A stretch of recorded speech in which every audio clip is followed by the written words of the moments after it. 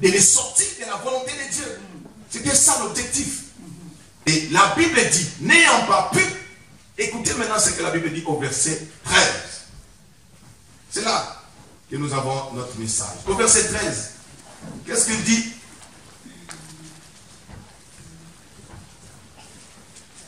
La Bible dit, après l'avoir tenté de toutes ses manières, il a tenté, il a tenté, il a tenté, il n'a pas pu. De toutes ces manières, la Bible dit que le diable s'éloignant de lui et il est parti pour du bon. Il a dit qu'il est trop fort, il est vraiment trop puissant, il est parti pour de bon. Amen. Ah. Alléluia. Il n'est pas parti pour dire, pour de bon. Il n'a pas dit que lui c'est leur Seigneur. C'est le Seigneur des Seigneurs. Donc lui là je ne peux pas, je ne peux rien. Et je me barre, je m'en vais, c'est fini. Donc lui là vraiment. Dit tout. La Bible dit qu'il attend un moment favorable. Voilà que le Seigneur, rempli du Saint-Esprit, béni par Dieu, et de plus encore, revêtu de la puissance de Dieu, et qu'il rentre dans sa destinée. Le diable sait qu'il ne peut plus rien, mais il est déjà rentré dans sa destinée. Mais là, la Bible dit qu'il n'a pas lâché prise. Il dit, la Bible dit qu'il attend encore un moment favorable. Bien aimé, c'est ce que je viens de dire. Voilà ce qui te reste à faire. Voilà ce qui reste à ce que tu dois savoir. Les côtés de Dieu, c'est déjà bien rempli. Dieu a fait sa part. C'est bon. Mais le fait d'être béni par Dieu et que le Seigneur accomplisse toutes les promesses qu'il t'a accordées, laisse-moi te dire que l'autre, il sait que maintenant il ne peut rien puisque tu as déjà reçu de ton Dieu ce qu'il t'a promis. Alléluia. Mais il ne lâche pas prise. La Bible dit qu'il attend un moment favorable. Et bien aimé, laisse-moi te dire que le disciple n'est pas plus que son maître. Un disciple accompli sera comme son maître. Il vivra ce que son maître a vécu. Amen. Alléluia. Amen. Il passera sur le même chemin que le maître. Lui-même le maître a dit, si on a fait ça à moi qui suis le bois vert, et à vous, le bois sec, alléluia, n'attendez-vous pas à autre chose. Pas à autre chose. Donc, de la même manière qu'il a attendu un moment favorable pour revenir à la charge contre le maître, c'est de la même manière qu'il agit jusqu'aujourd'hui. Il n'a pas changé ce système. Alléluia. Il n'a pas changé. Ça, ce sont des conseils de quelqu'un qui atterrit avec les richesses de Dieu. Je t'apporte cette parole pour que tu saches que ne baisse pas les bras. Ne te dis pas que j'ai déjà travaillé, j'ai déjà fait et puis c'est bon. Bien aimé dans les Seigneur, il faut savoir qu'il y a quelqu'un qui n'est pas d'accord dans tout ce que tu as fait, tout ce que tu as semé, qui va te donner une bonne récolte, qui va transformer ta vie, qui va changer totalement, profondément ta vie. Quelqu'un n'est pas d'accord, frère. Alléluia. L'homme est esprit. Ces choses se jouent au niveau de l'esprit. Tu ne vois rien. Mais au niveau de l'esprit, quelqu'un a vu. Quelqu'un a vu ce qui t'arrive. Ce que le Seigneur a préparé pour toi. Ce que tu as reçu de Dieu. Bien que cela ne soit pas encore matérialisé. Mais il a vu. Il sait, n'est-ce pas, c'est quoi ce que tu as reçu de la part de Dieu. Il n'est pas d'accord. Alléluia.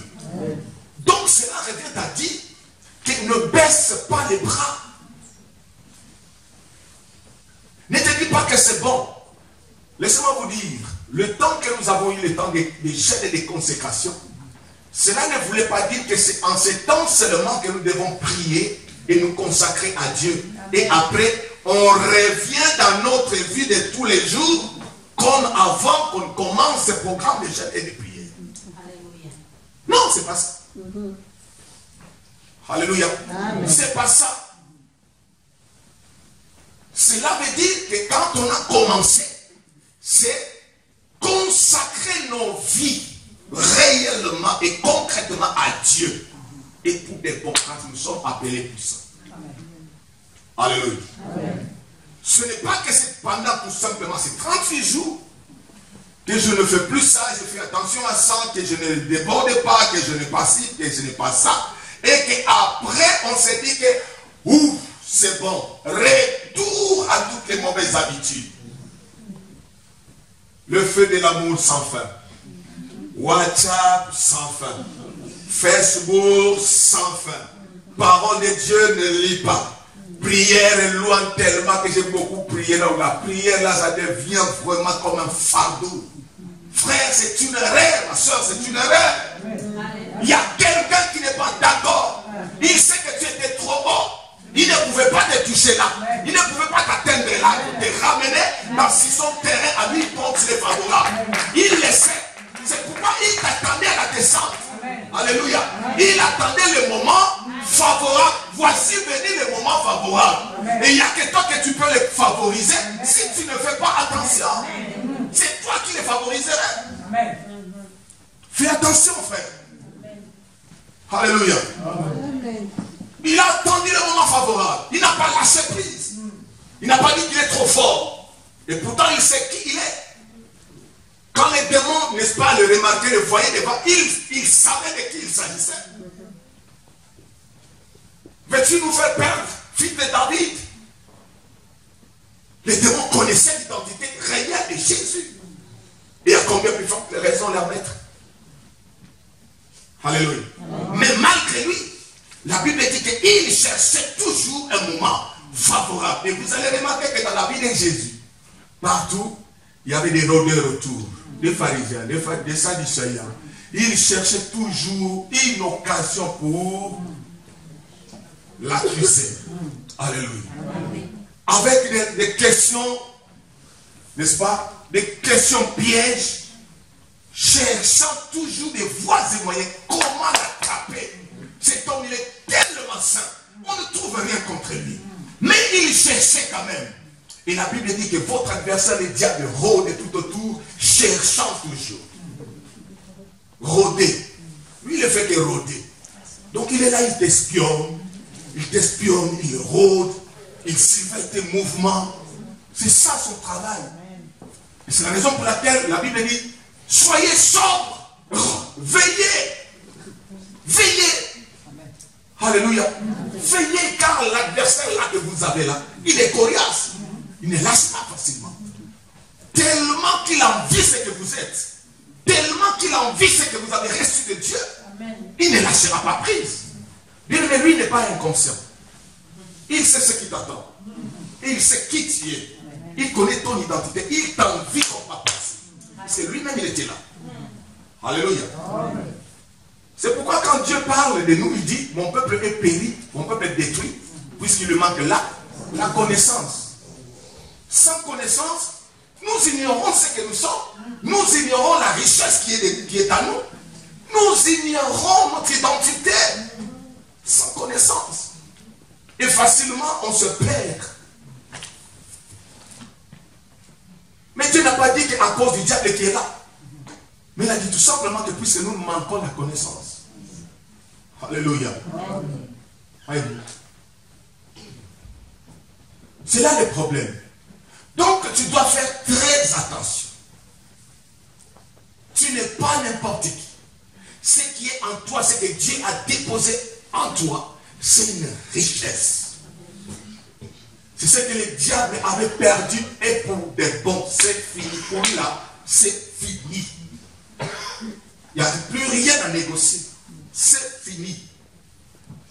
Et voyant que toi, une bout de terre que Dieu a façonnée et qu'il a soufflé dessus, et que tu prennes sa place, alléluia, et que tu hérites du royaume, toi, bout de terre, ça les ronge quand même. Il faut qu'il te rabaisse, qu'il te ramène à ta nature première, terre. Là, il peut marcher sur toi. Là, il peut te bouffer puisque sa nourriture, c'est la terre. Alléluia. Mais savez-vous, sa nourriture, c'est là. C'est la terre. Mais toi, tu n'es plus terre. Tu n'es plus bouffard. Amen. Est-ce que tu le sais? Amen. Amen. Il sait qu'il a perdu une nourriture. Tu n'es plus terre. Tu n'es plus mangeable.